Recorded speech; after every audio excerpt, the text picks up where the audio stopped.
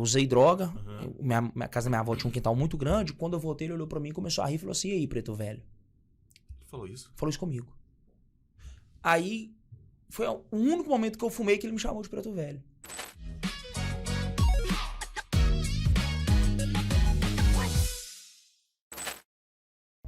Meus irmãos, a paz do Senhor. Começou mais uma edição do podcast da Debrais Itapevi.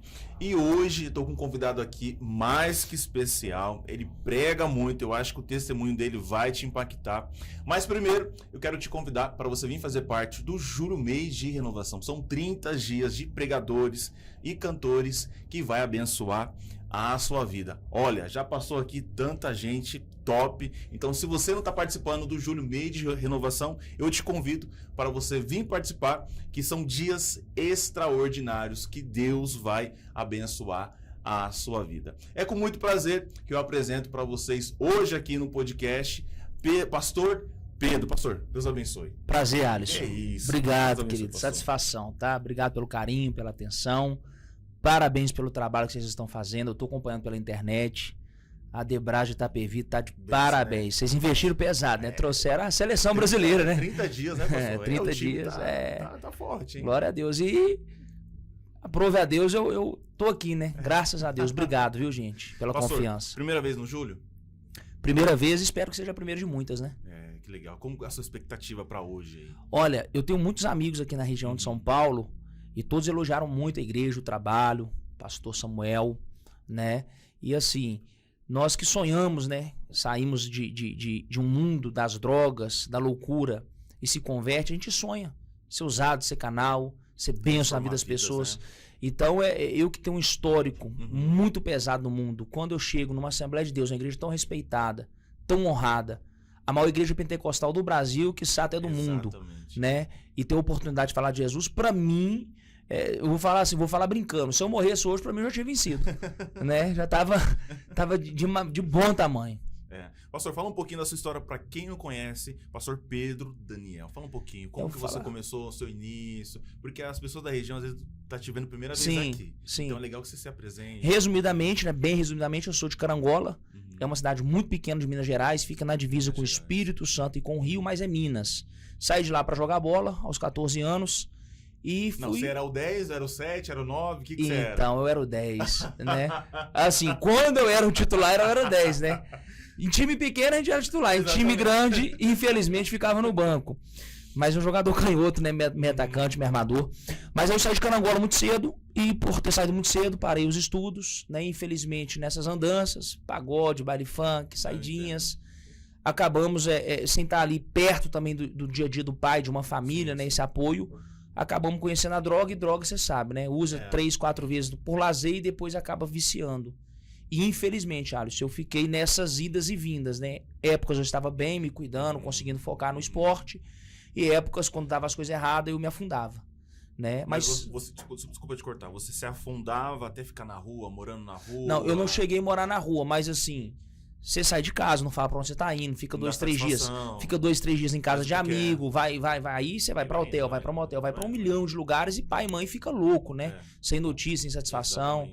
Né? Então, assim, foi Deus que guardou, eu tenho certeza disso. Mas com 18 anos eu converti, com quase 19, né? Eu comecei muito cedo nesse mundo, com 14 anos, né? Por ter saído muito cedo de casa. Enfim, mas graças a Deus, aos 19 anos, eu me entreguei por completo, não tive mais recaída. E já são aí 14 a 15 anos caminhando todos os dias com esse Jesus maravilhoso. Mas a sua família era da igreja? Então, essa é uma pergunta boa. Eu dou muito valor a isso. Porque a minha mãe sempre foi cristã e o meu pai também sempre foi cristão. Legal. E os pais dos meus pais, no caso, tanto meus avós maternos quanto os meus avós paternos também cristãos e todos eles presbiterianos. Então, tudo presbiteriano. Né? Eu sou pentecostal. Né? Não vou falar que eu sou assembleano, mas eu sou pentecostal. E aí, essa base, essa origem, eu acho que me ajudou muito. Porque assim, ó, quanto mais doido eu ficava, quanto mais embriagado, quanto mais alucinado, eu sempre tinha uma certeza dentro de mim. O único que pode me ajudar é Jesus. Eu acho que por ter crescido ouvindo testemunhos, né? Lá em casa, nos almoços de família, tinha orações, tinha um momento da palavra. Então, eu tinha certeza. Isso eu sempre soube. Psicólogo, terapia, isso tudo minha mãe já tinha tentado, né? Tratamento, conversar com os amigos. Mas eu, dentro de mim, eu sabia. A única coisa que pode mudar e que vai mudar a minha vida é a igreja, é o Senhor Jesus, é a religião. Né? Então, assim, por isso que eu fico bravo com esse povo da internet que fala mal da igreja, que fala mal da religião, porque eu, né, apesar de ser jovem, num mundo tão contemporâneo, tão complicado que a gente está vivendo, eu sou fruto do poder de uma igreja dentro inserido numa sociedade. Então, assim, eu sou um defensor assíduo, né, da importância de uma igreja numa cidade, num bairro. Então, muito importante. É muito importante. Muito importante. Mas quando você estava no mundo, a sua experiência... Eu sei que você acabou de falar, sua família te influenciou a você estar no caminho de Cristo. Mas naquele momento que você está no mundo, o que você passou? Conte um testemunho pra gente aí. Cara, por exemplo... Porque você acabou de falar, prostituição, bola, droga, mas teve um momento, acho que Deus te guardou em alguns momentos. Te livrou de um assalto, uma morte. Então, conta pra gente. Eu vou te falar a reta final, aonde eu entendi que eu estava no final do túnel mesmo. Foram os jogadores para um time que eu jogava em Belo Horizonte, 3 garotos, e a gente foi fazendo amizade, foi saindo, ia num pagode, ia num samba, e daí a pouco começamos a usar droga juntos, só um deles que usava, né? E aí no final do campeonato, quando encerrou as atividades, era final de ano, era dezembro, e dezembro é praia, é férias, é verão, enfim. E aí ele me convidou para ir para casa dele, lá em Vitória, no Espírito Santo, eu fui. E quando chegou lá, ele morava dentro de uma comunidade, dentro de uma favela, e aí eu fui entender o que estava acontecendo. Ele já tinha trabalhado anos pro tráfico. Os empresários dele, que levou ele e os outros 2 jogadores para esse clube, na verdade eram traficantes que estavam tentando ou lavar dinheiro ou sair do tráfico, né, vamos dizer assim. E aí acabou que os traficantes ficaram sabendo que eu tava lá, me deram casa, me deram moradia, deixaram o carro na minha mão, isso nos primeiros dias. E aí comecei a usar todo dia, toda hora, né? Queria só pagode, só bar, só cerveja, só festa. E nisso, aquilo que eu cheguei lá com status de jogador, daqui a pouco o meu status era de noiado. Então eu chego numa condição dentro de uma comunidade, né? Chego no auge, sendo adulado, bajulado. Mas o senhor era desculpa te cortar, o senhor era jogador de base mesmo? Eu joguei na base. Muito forte? Eu joguei na base, em alguns clubes regional, aqueles regionais. Não, assim, na base eu tive algumas passagens rápidas para alguns clubes grandes, né? Vasco da Gama, Atlético Mineiro, Vitória da Bahia. Fiquei um tempo no Havaí, no Joinville, né? E times pequenos, por exemplo, eu sou vice-campeão capixaba, né? Fui artilheiro do juvenil. Então, assim, no Salão do Galo eu joguei por um bom tempo. Então, tive passagens e profissionalizei. Disputei um campeonato mineiro da 2ª divisão e um capixaba, né? Mas ali que eu decidi, que falei, cara, futebol, para aquele nível que eu estava jogando, não valeria a pena pela condição social que eu vim, né? Por ter toda a estrutura familiar. Talvez se eu não tivesse, eu teria continuado. Mas como eu tinha uma estrutura boa, familiar, eu decidi parar. Mas então, quando eu chego nessa comunidade lá em Vitória, eu cheguei com status de quê? De jogador, de celebridade. Né? Então todo mundo fazendo festa. Onde eu ia era aquela festa, né? As meninas em cima, enfim, não precisa entrar em detalhes. E aí passou 1, 2 semanas, aquilo que era pra ser 1 semana e meia, eu fui ficando, fui gostando. Não tinha clube ainda pra jogar no outro ano, fui ficando. Quando eu assustei, tinha um mês e meio que eu tava lá dentro. Só que esse 1 mês e meio era usando droga todo dia.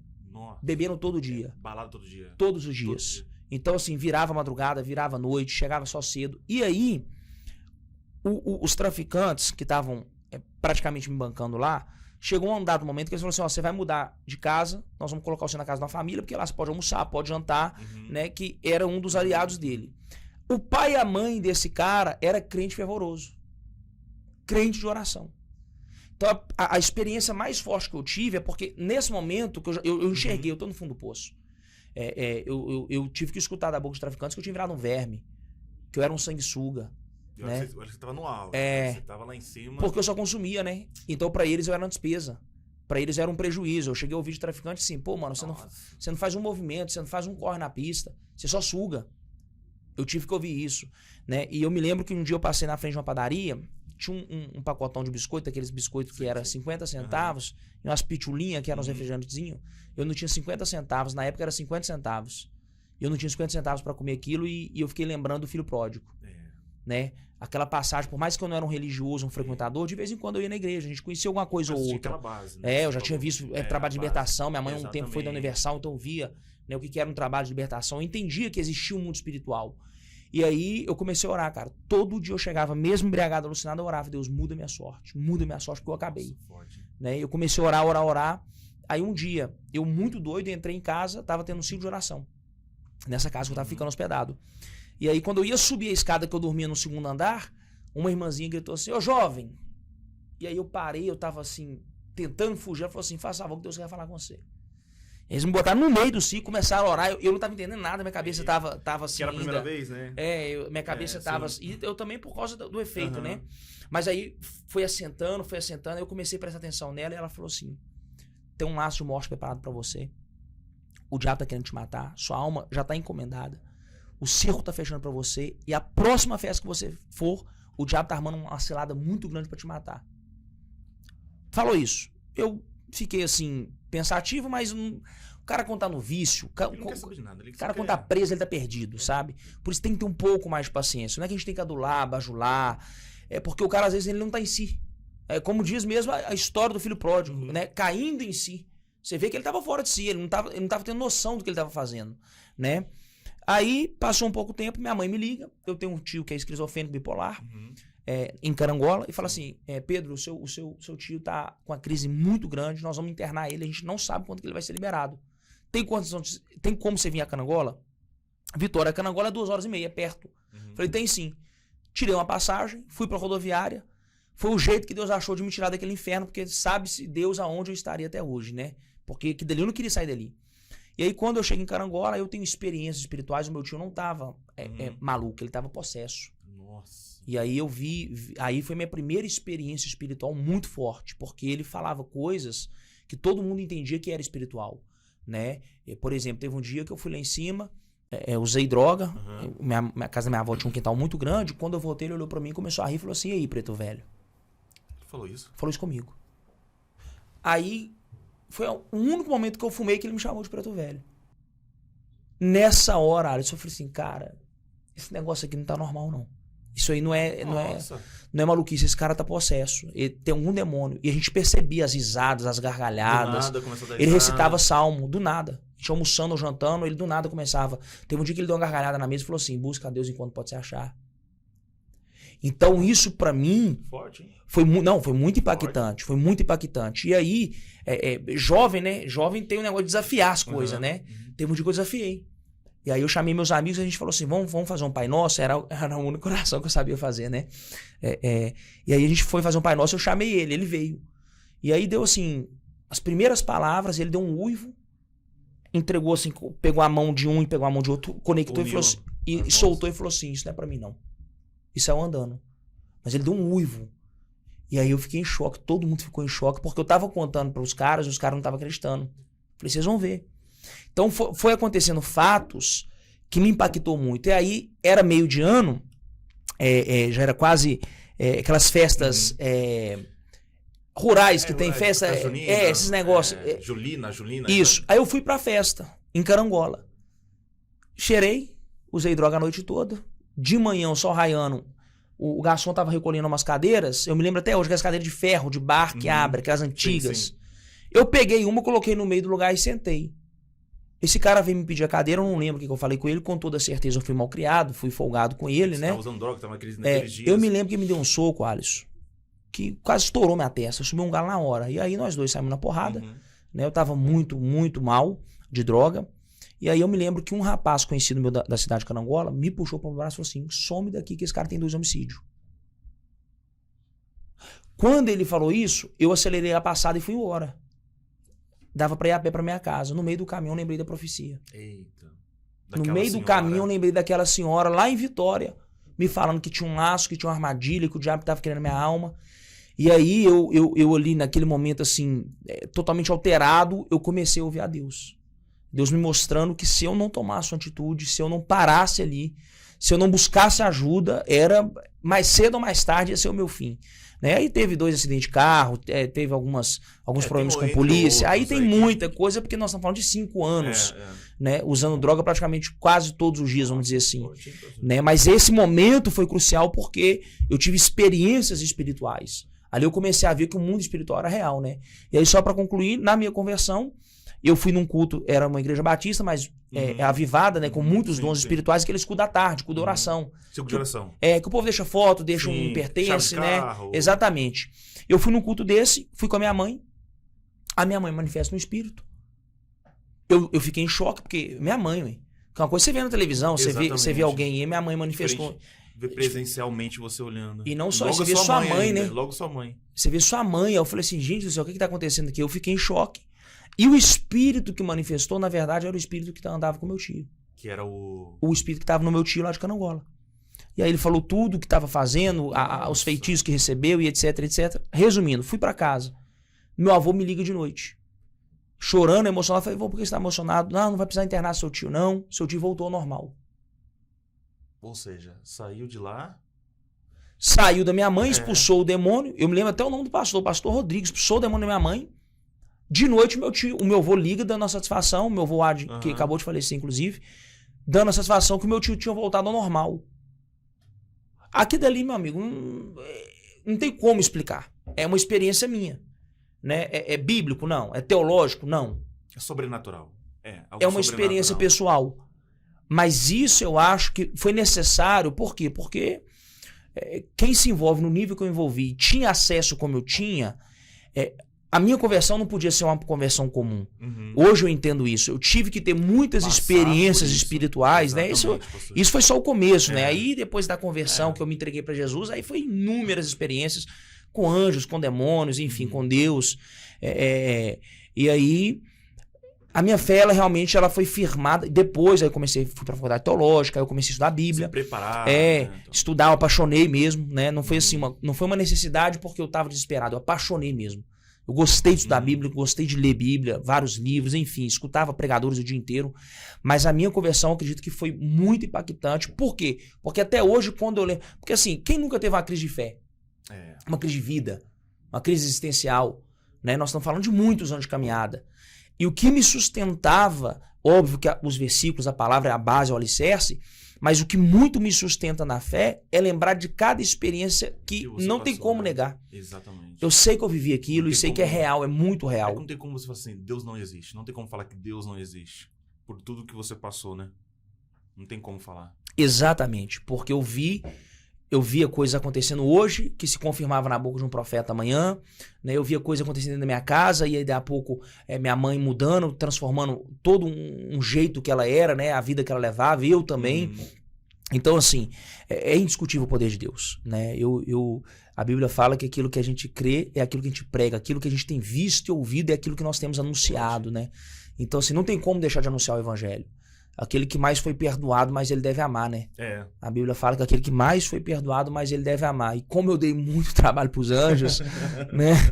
Como eu dei muito trabalho para Jesus, eu sou apaixonado com o evangelho. Por isso que eu acredito nas vidas, acredito na transformação, né? Acredito, claro que existe processo, existe uma forma, né? Não é fácil. A igreja está aí com a sua disciplina que é necessária, né? Com o formato que é necessário, porque gera mudança, né? Eu sempre assim no altar, Alisson, eu desafio qualquer entidade que mude tantas vidas como a igreja. Não existe, né? Governamental, outras religiões, não existe nada comparado ao evangelho. Né? Então, assim, a gente vê ex-traficante, ex-bandido, ex-prostituta. Tem ex-tudo. E o povo debocha disso lá fora, exatamente. Né? Lá fora eles riem, né? Mas, na verdade, para quem tá aqui, para quem era, para a família de quem era, sabe o benefício, né? O favor que é você poder ter a igreja gerando tanta mudança, tanta transformação. De casamento. Nossa, tem tanta muito, mas é muito. Porque, assim, são muitos problemas sociais, né? É muito trauma, é muita ferida, né? E na igreja eu encontrei esse amparo, no evangelho eu encontrei esse amor. Então, assim, eu por isso que eu prego mesmo, profetizo, me posiciono, porque eu sei da importância do evangelho, da palavra de Deus na vida de um homem, de uma mulher. Pode ser transformado, não existe caso perdido, né? Não existe, isso aí já era, isso aí não tem mais jeito, isso aí tem muitos anos de droga, tem muitos anos de álcool, né? Então até que sirva de lição para as esposas, para os filhos, para os maridos, que tá vendo alguém em depressão, alguém pensando em suicídio, alguém viciado no álcool, na droga, na pornografia, enfim, eu creio assim que Deus, e se a pessoa querer também, porque eu quis muito, né? Como eu te falei, eu comecei a buscar, eu entendi, Pedro, os caminhos que você tá é morte. ou morte física, literalmente, ou você vai viver uma vida miserável.